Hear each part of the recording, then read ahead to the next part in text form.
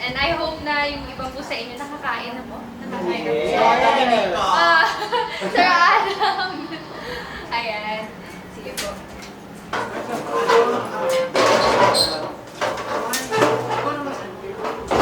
Ayan, thank you so much po sa pagpunta sa sandok ng ating meeting. And alam ko kung busy tayo lahat. And yung pagpunta niyo po dito ay malaking karangalan para sa amin. So, thank you so much po on the behalf of Miss Face of Humanity Organization. I am King Edison Bernardo and I'm the National Director of Miss Face of Humanity Philippines. And also for those who wanted to ask questions, please feel free. Hello. Ayan. Good afternoon, Angeline and Edison. Angeline, can you tell us paano na-acquire yung Miss Face of Humanity Philippines? Well, first and foremost po, Sir Edison, I have known him for a long time. Hindi po ako ang first choice. And we were 5. Yes, sorry. He has submitted 5 girls po sa organization. And then the organization handpicked me.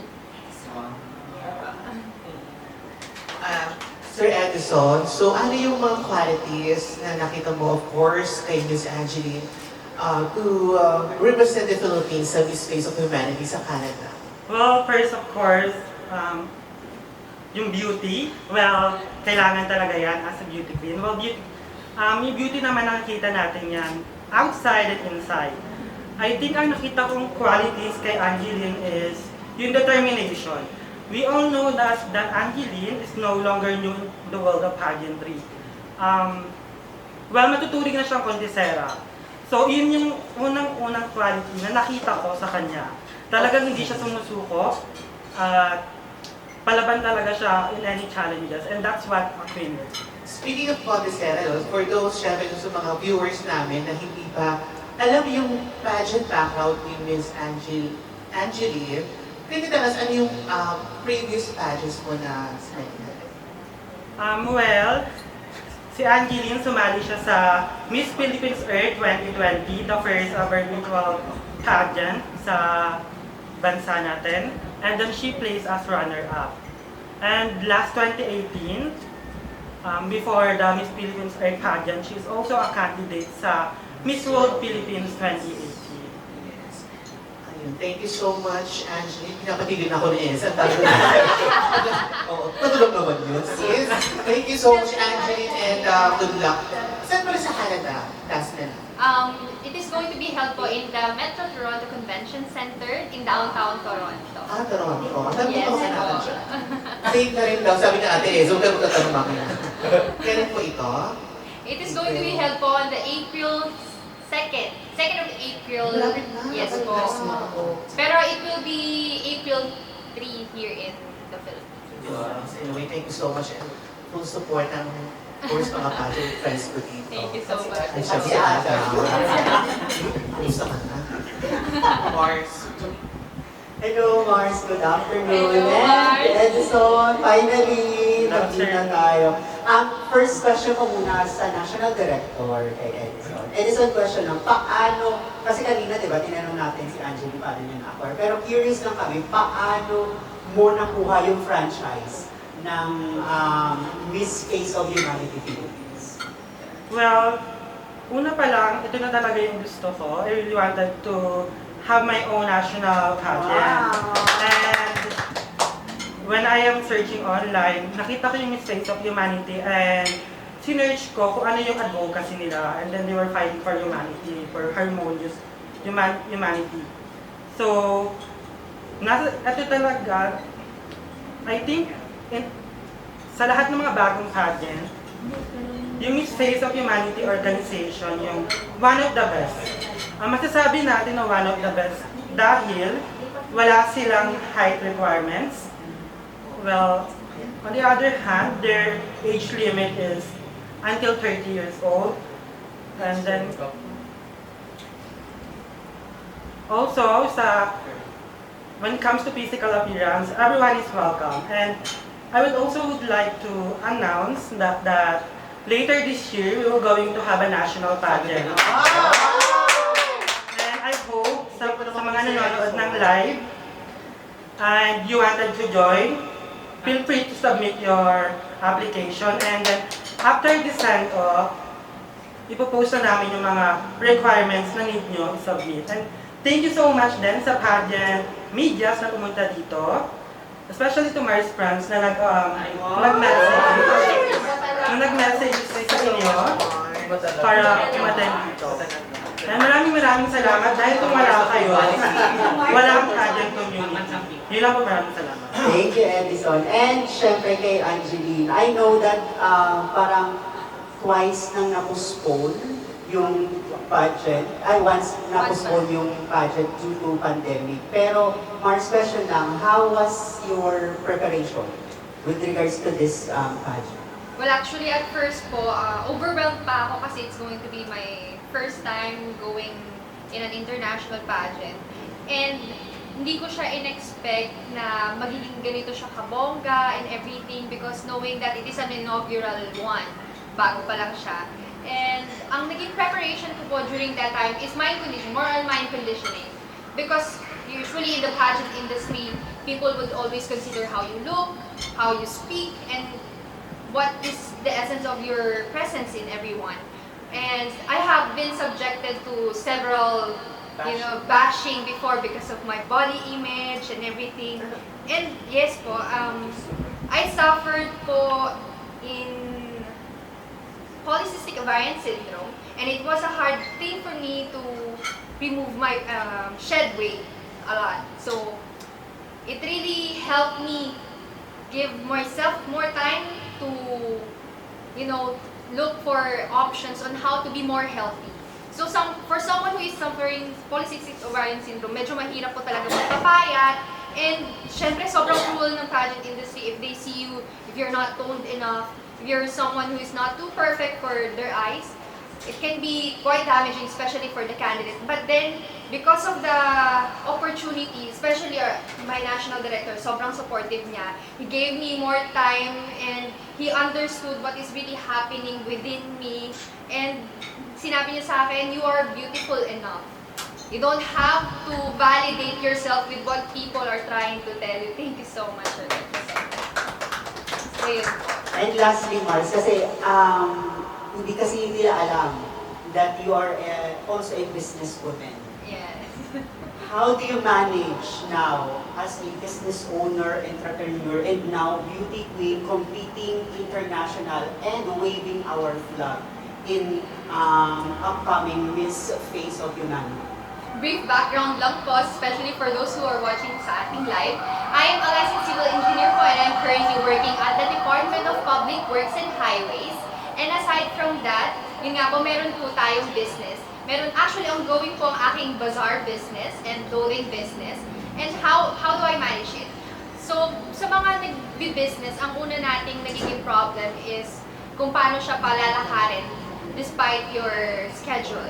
Before, ang pinaka-mistake ko po is I micromanage. And then I realized that for you to be able to manage your time and do something else aside from doing your job, your day job, your career, I was able to expand myself and learn how to macromanage and handle more people. And that is how I manage my time. I entrust my ideas, my duties, my responsibilities to people. Kasi once you wanted to do something in your life, regardless if it's a business or something like your studies, like your household responsibilities, it is best that you know who to trust and entrust yourself at those times. Thank you. Wow, handang-handa na. Ezel, ang tanong mo? Siguro sino na lang yung mga magdadamit sa'yo sa international. Sir Edison po ang sasagot. Well, before namin mag-decide na lumaban sa international pageant, we have already contacted a lot of designers. And one of those designers is Mr. Edison Bernardo, Mac Anito, and then of course her evening gown designer, Mr. Vincent, and also with the help of our stylist, Mr. Puno. And then kinuha niya yun from different designer around the Philippines. Thank you. Hello, good afternoon. My question is for Sir Rex. Since magkakaroon ng national budget, open mo ba kayo sa mga transgender na gustong sumali dito sa Miss Face of Humanity? Well, personally, open naman ako to accept transgender. However, we still need to follow the rules of the international pageant. So, if they allow the transgender to join in Miss Face of Humanity Philippines, then who we are to say no. And I myself is very open to accept transgender into Miss Face of Humanity.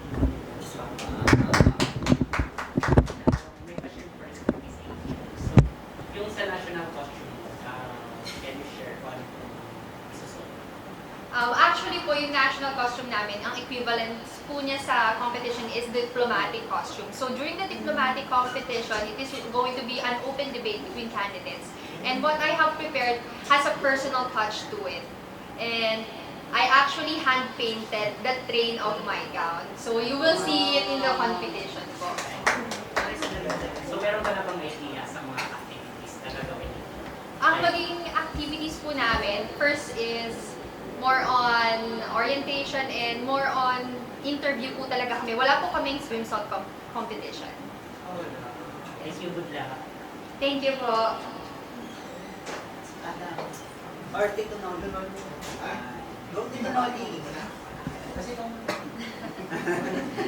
Hello. Hello po. Good First of all, afternoon. congratulations Thank you so much for being the inaugural first. Yes po. For being the first Miss. Face. Face of Face. Humanity. Okay. We started the year with quite impressive performance as far as pageant is concerned. We placed among the top 13 in Miss World, and of course, we won the title of Miss Eco just a few days ago. So, how will you work on your game plan to keep the momentum of our country in its international stage, international pageant stage? Yes po. So, ang naging game plan po namin before, since nagkaroon po ng postponement with the pageant, is we did not pick ourselves noong una pa lang. So, this is the time that we are trying to pick in through and tickle the minds of the people of the organization. And yung participation nyo po is most especially is going to help me to raise the flag in Toronto, Canada. And aside from that, I also conditioned myself more on studying about diplomatic issues, since yun nga po yung magiging focus ng pageant, because it's not just about beauty, face, body, but it is also about what's in the mind of the candidates, as its advocacy is about women and youth empowerment. Okay. Sa tingin mo, ano yung biggest asset or biggest weapon mo when you get there in Toronto para mapansin ka at eventually mo panalunan yung title? Well, actually po, as Filipinos, we are all known to be resilient people. So I think yung dadalhin ko po dun is yung value ng pagiging resilient natin and being able to adapt to any kinds of situation. Kaya po ako maagang pupunta doon just so I could move around Toronto so that I can adapt to their climate, get to know the culture as well. Kasi, you know, as it is the root of the pageant organization, you also have to know where you're going. Yun po. Thank you very much. Thank And you to po. Mr. Edison, since you have planned na magkaroon ng national search this year, may we know the mission and the vision of your organization? Para lang lang. Well, actually, the mission of and vision of our organization is we really wanted to bring the Filipino beauty into the international stage. And then, ang dami nagtatanong kung ano yung meron sa Pilipina. Bakit palagi tayo nananalo sa beauty pageant, mapa male or female, or even trans pageant. And I think people should know a lot about, meron pang maraming bagay na dapat malaman ng tao sa mundo about sa Filipino. We are Filipino and we are not just a pageant happy country. We have purpose. And I think yun yung mission and vision of our pageant. We wanted to share what a Filipino and a Filipina can offer to the world. Okay. Just follow up lang. How many going to scout for prospective applicants? Magkakaroon kayo ng regional or anybody can apply? Well, anybody can apply. And also, if makakakuha kami ng another sponsors sa mga regions, well, that's great. Okay. Thank you very much and best of Thank luck. you po.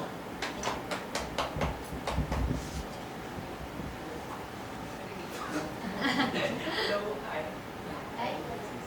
Anyway, Angel, you said you will be talking about diplomatic issues.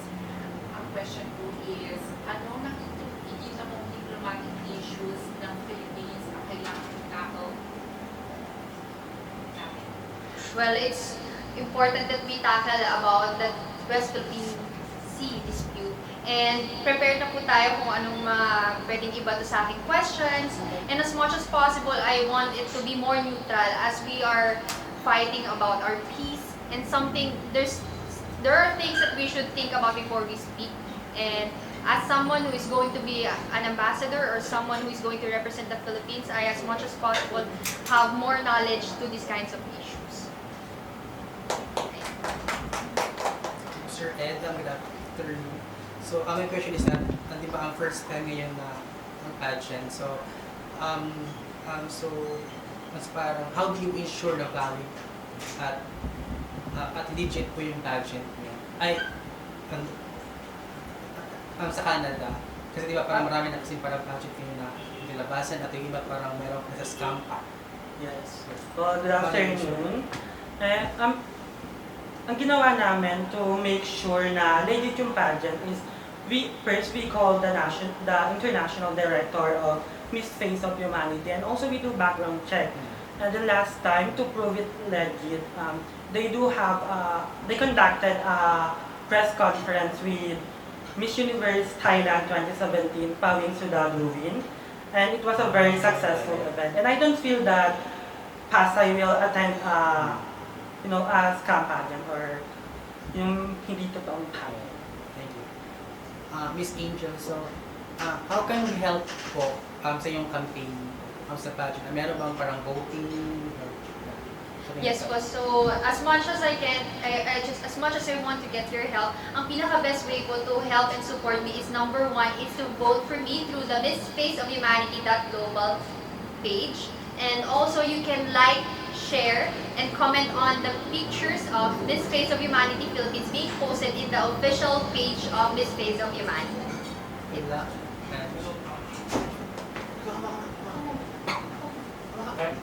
Baka po lang. Hi Angeline, good afternoon. Good afternoon po, Sir Adam. Wala naman pala Okay. question.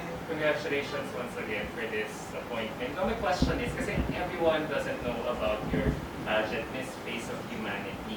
So can you tell us more about it? Kasi na-notice ko, ang sipag yung lahat mag-Instagram lives to talk about a lot of issues. And when I check the website, and when I Googled it, it's more advocacy driven. So will there be more talking parts in this pageant than the glitz and glam aspect? Yes Can you po. elaborate more on this? The Miss Face of Humanity Global Showcase, as they call it, they don't call it beauty pageant. They wanted to call it Global Showcase as it has an advocacy which is about youth and women empowerment. And one of their projects is Give Her 5, which is a project that allows women who doesn't have the access for menstrual hygiene to have access to it. Usually po, ang mga bansa natin na nakakaranas nito ay ang India. And yun nga po yung isa sa mga projects nila. And I think that my advocacy, which is gender equality, is aligned to the organization as well. So does that mean that the girls who are competing here should have an advocacy?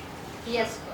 It's important that they all have an advocacy as yun po yung magiging criteria nila for judging and kung sino po yung magiging Miss Face of Humanity. Alright. So maybe particular, will you be coming up with a video talking more about your advocacy in the next few days para to drumbeat the interest of pageant fans? Yes po, bali we have the hashtag for Love for Humanity project. And yun po yung mga iba't ibang project ng mga beauty queens natin nakasali dito sa pageant na to. And for myself, I established my hashtag for Love for Humanity project through the hashtag Beyond Beautiful, Beyond Powerful Facebook Live. And I also did a lot of work in terms of charity works. Nag-ano din po tayo sa animals. I did hand-painted eco bags. I sold those and fed a lot of strays. How many contestants will you be competing against with? 31 candidates as of today. Alright. Sige. Good luck, and I hope you'll be So much the po. first winner of MFOH. Thank you. Thank you so much po. Actually, as a inaugural na siya, diba? So usually pagka inaugural, nakukuha lagi ng Pinas. May added pressure sa side. Sobra po. Actually, yung pressure po nito is not just to win the crown, but also to give a good performance for the country. As we all know, the Philippines is a powerhouse country in terms of beauty pageants. Kaya gusto ko po ibigay ang lahat. Yun po. Anong may expect namin sa coronation night? Kasi sinabi mo kanina, parang hindi siya typical na beauty pageant. So, meron pa din bang evening gown competition, Q&A competition, something like that? Yes po. Bale, ang format po niya is first yung introduction of the candidates, and then there's going to be a production number, casual wear, and then yung diplomatic po is going to happen during the preliminary competition, but I think na magkakaroon pa rin po ng presentation during the coronation, and then series of Q&A na po. And finally, the speech of the top 5 candidates. Meron din kayo pre-pageant. Evening Yes gown po. namin. Evening gown. Yes po, included po yung Swimsuit lang. Swimsuit lang wala. Swimsuit lang po ang nawala. Kasi ang iniisip po nila, they don't want to focus on women's body image. So, as much as possible, they want to focus on what's the advocacy of the women who's going to compete in the global show. Is this inaugural pa siya? Inaugural. Ano yung kay Roxy sa Myanmar? Based on, Based on tourism na siya. So, what's your parang personal advocacy sa pageant? Ang personal advocacy ko has been an advocacy of mine for years already, and it is about gender equality.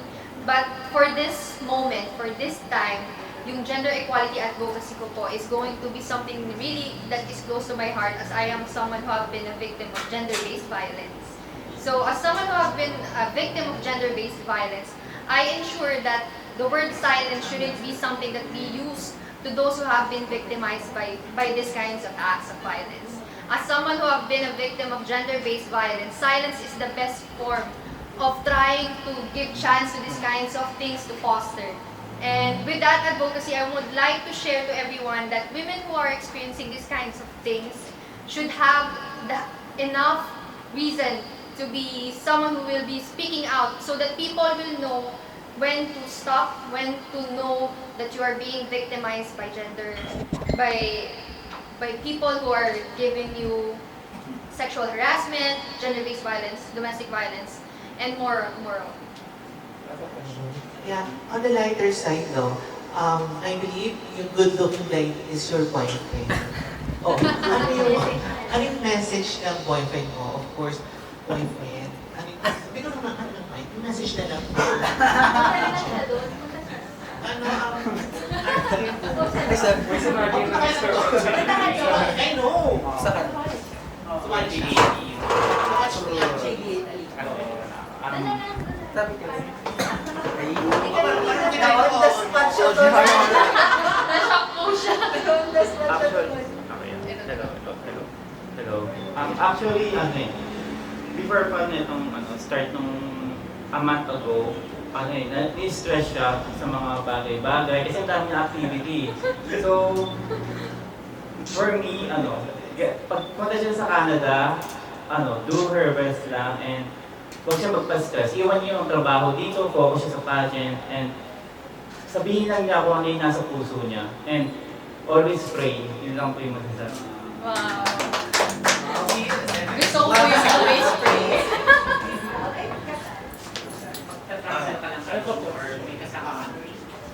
Ano pa? Sino kasama mo sa Canada? I will be traveling alone po, pero po nandun po yung aunt ko. She's living in Toronto. And also, meron po akong makeup artist na dun po naka-base sa Toronto, Canada. Is this your first time to travel sa Canada? Yes po, first time po.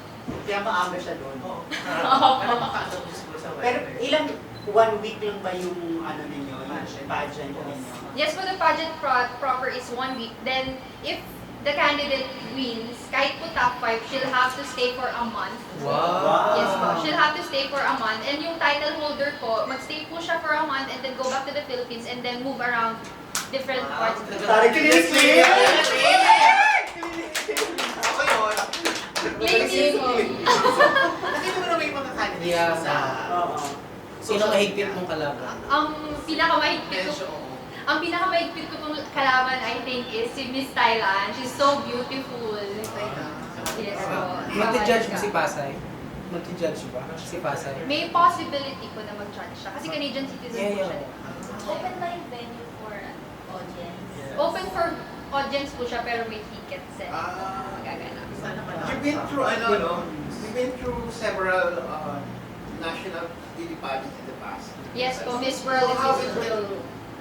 how it will help you, those pageants, how it will help you in your quest, since in your quest for Miss Humanity, Face of Humanity, since this is advocacy-driven pageant, so paano makakatulong yung mga experience, Previews. previous experience mo sa darating na contest mo? Opo. Thank you po.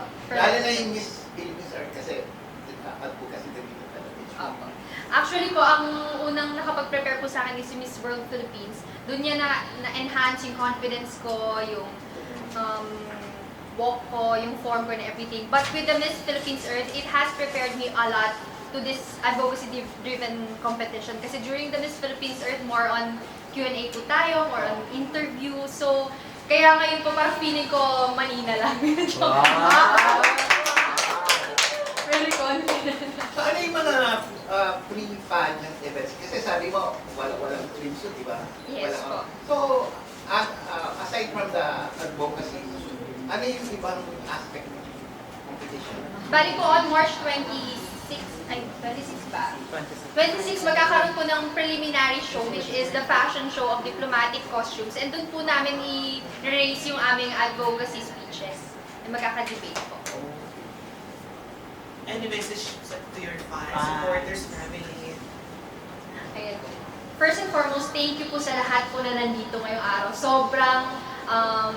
Sobrang na-touch po ako kasi last minute preparations and everything. I wasn't expecting that you will all will come in this place. Siyempre, nagmamadali po tayo kasi mamaya na po yung flight ko. And yung family ko po, sa lahat ng friends ko na nandito, sa aming National Director. Thank you so much for being with me today. You know, yung simple na binigay niyo pong oras para po sa akin, sobrang laking bagay na po yun para ma-uplift po yung spirit ko during my competition. And I hope that you won't forget to like, share, and comment the post of Miss Face of Humanity for Miss Face of Humanity Philippines. Yun lamang po at maraming salamat. At lastly po pala, sorry, yung father ko po pala, gusto ko lang sana magsabi ng advance happy birthday, Papa!